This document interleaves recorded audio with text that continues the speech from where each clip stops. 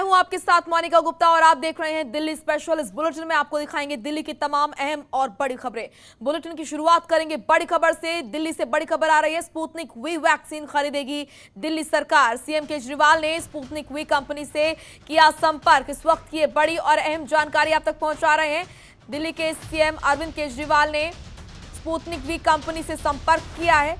Doctor Reddy को CM Kejriwal ने पत्र लिखा, कितनी वैक्सीन कब दे सकते हैं, डॉक्टर रेड्डी से ये पूछा गया है। तो वहीं डॉक्टर रेड्डी की तरफ से भी नहीं आया है अभी कोई ठोस जवाब। इस वक्त की ये बड़ी और अहम जानकारी आप तक पहुंचा रहे हैं। आपको बता दें कि स्पुतनिक वी वैक्सीन दिल्ली सरकार खरीदेगी। इसको लेकर सीएम केजरीवाल ने स्पुतनिक वी कंपनी से संपर्क किया और साथ ही डॉक्टर रेड्डी को सीएम केजरीवाल ने पत्र भी लिखा और उनसे जानकारी मांगी है कि डॉक्टर रेड्डी से पूछा है कि इसकी डोज कब लेनी है और क्या कुछ जानकारी है। तमाम जानकारी यहां पर डॉक्टर रेड्डी से ली है।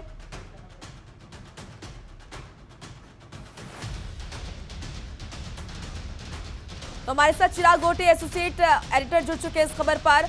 चिराग, अब दिल्ली सरकार ने स्पुतनिक वैक्सीन को लेकर संपर्क किया है कंपनी से। कब ये वैक्सीन दिल्ली में आएगी और कब से लोगों को लगेगी, क्या कुछ जानकारी, क्या कुछ अपडेट आपके पास?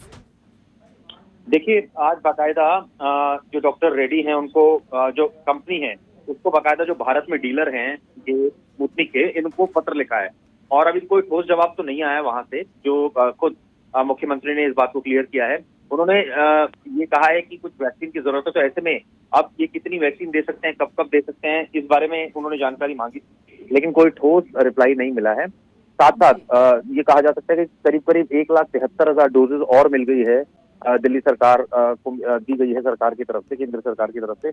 तो जो अभी काफी दिनों से जो वैक्सीनेशन को लेकर जो ये कहा जा सकता था कि दिक्कत हो रही थी राजधानी में, और कल ईद की वजह से तो वैक्सीनेशन भी नहीं हुई दिल्ली में। तो ऐसे में अब ये एक उम्मीद है कि थोड़े 4-5 दिन का जो कोटा है वो एक तरह से कहा जाए कि अभी है, जो खुद दिल्ली सरकार बता रही है, जो 18 साल से ऊपर को लेकर और 45 साल के ऊपर को लेकर। तो ये कहा जा सकता है कि ये थोड़ी सी अभी वैक्सीनेशन को लेकर जो दिक्कत है, इसको ये 2-3 दिन तो ठीक रहेगी, लेकिन उसके बाद फिर दोबारा क्राइसिस आएगा, क्योंकि उसके बाद अभी कोई वैक्सीनेशन है नहीं दिल्ली सरकार के पास। इसी वजह से उन्होंने स्पुतनिक कंपनी को भी लिखा है पत्र। हालांकि कोई ठोस जवाब वहां से अभी उनको नहीं आया। वो पूछना चाह रहे हैं कि कितनी वैक्सीन वो उपलब्ध करा सकते हैं, किस तरह से उपलब्ध करा सकते हैं। तो ये फिलहाल दिल्ली सरकार की तरफ से कार्रवाई की गई। दरअसल कंट्रोल कमांड जो रूम है वो बनाया गया है और मुख्यमंत्री वहां पहुंचे थे, उसके बाद उन्होंने ये जानकारी दी। बिल्कुल, और साथ ही यहाँ पर जिस तरीके से आपने बताया कि वैक्सीन की कमी देखी जा सकती है, इसको लेकर पहले से ही यहाँ पर तैयारी कर रहे हैं सीएम केजरीवाल और उन्होंने संपर्क किया है स्पुतनिक वैक्सीन को लेकर। तो बहुत सही रहेगा अगर ज़्यादा से ज़्यादा विकल्प यहाँ पर रहेंगे सरकार के पास, चाहे वो कोविशील्ड हो, कोवैक्सीन हो या फिर स्पुतनिक वैक्सीन। देखिए, तो बट नेचुरल है कि अभी वो सिर्फ कोविशील्ड और कोवैक्सीन के ऊपर डिपेंड नहीं है, क्योंकि वो डोजेज भी कम है और वो अभी जो है वो प्रॉपरली शुरुआत में 4.5 लाख के आसपास मिली थी, जो कि अब खपने ही वाली है, ये कहा जा सकता है। लेकिन अभी 1,73,000 के आसपास और आई हैं, तो वो भी जैसे मैंने बताया 2-3 दिन का कोटा ही है, उसके बाद तो फिर आवश्यकता पड़ेगी। तो ऐसे में इसी वजह से स्पुतनिक कंपनी को भी लिखा गया है और इसी वजह से कहा जा सकता है कि दिल्ली सरकार चाहती है कि राजधानी में कोई क्राइसिस ना हो, क्रंच ना हो। इसको लेकर जो है वो लगातार केंद्र सरकार से ये कह रही है कि 70-70 लाख डोजेस दोनों की फिलहाल चाहिए होगी। हालांकि 3 करोड़ डोजेस तो खुद सीएम कह चुके हैं प्रेस कॉन्फ्रेंस में कि 3 महीने के अंदर अगर पूरे सभी लोगों को लगेगी तो कम से कम 3 करोड़ वैक्सीन की जरूरत पड़ेगी।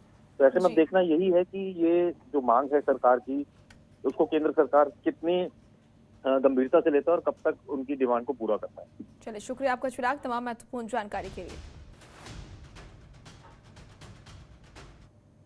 तो वहीं राजधानी दिल्ली में पिछले 24 घंटे में 6,500 मामले सामने आए हैं, जिसमें पॉजिटिविटी रेट और भी कम होकर 11% पर आ गया है।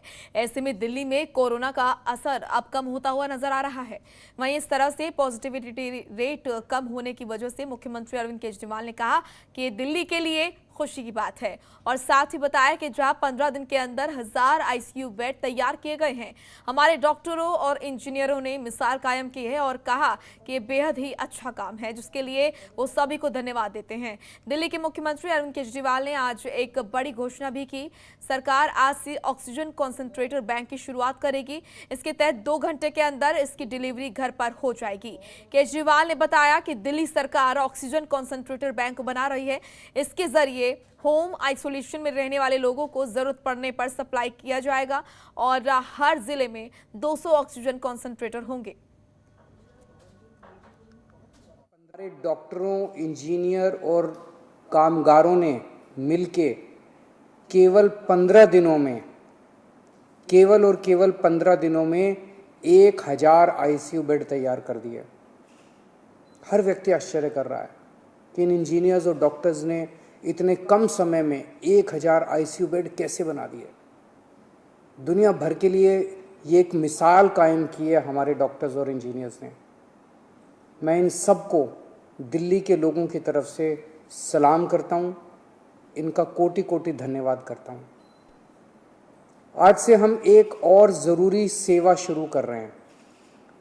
आज से हम ऑक्सीजन कॉन्सेंट्रेटर बैंक शुरू कर रहे हैं।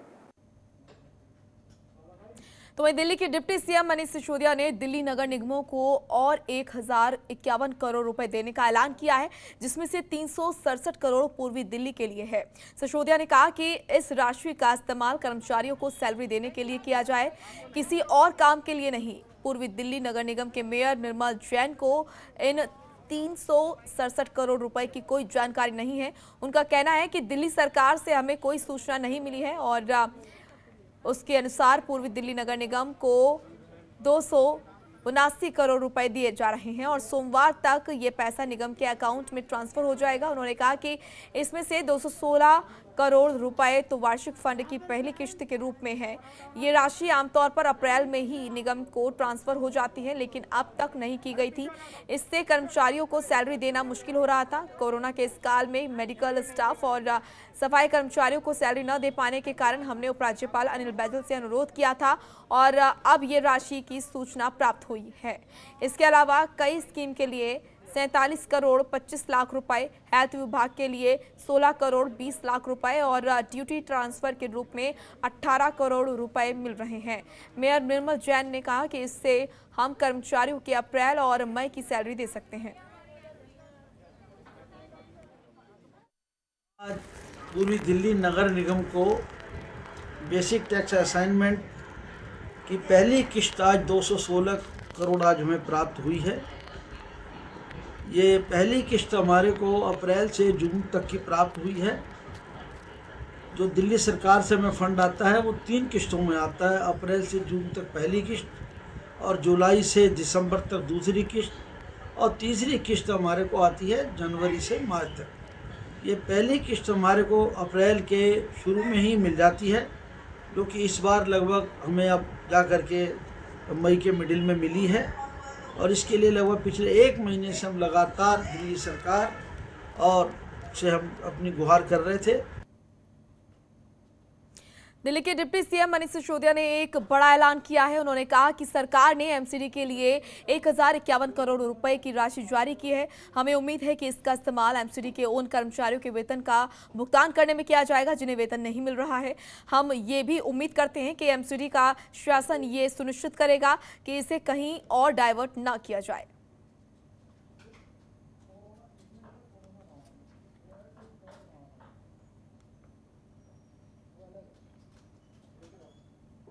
तो वहीं दशरथपुरी महावीर एनक्लेव में मोदी कोविड केयर सेंटर नगर निगम स्कूल में खुलवाया गया है, जिसमें 50 बेड की क्षमता है और साथ साथ सेवा भारती की तरफ से वहां पर ऑक्सीजन की भी सुविधा और बेड पर दी गई है।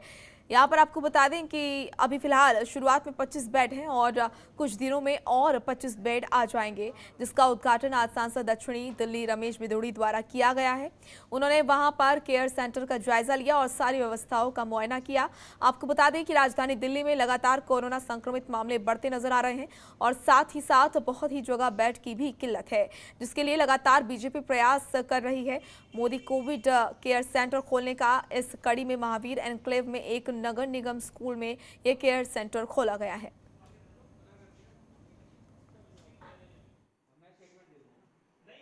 श्री सांसद रमेश बिदुड़ी जी के नेतृत्व में और सेवा भारती के नेतृत्व में 4 दिन के अंदर जो उन्होंने ये सेटअप खड़ा कर दिया है, उनकी डॉक्टरों की पूरी टीम, नर्सेस की पूरी टीम हमारे पास आ चुकी है। 25 बेड अभी हमारे शुरू हैं।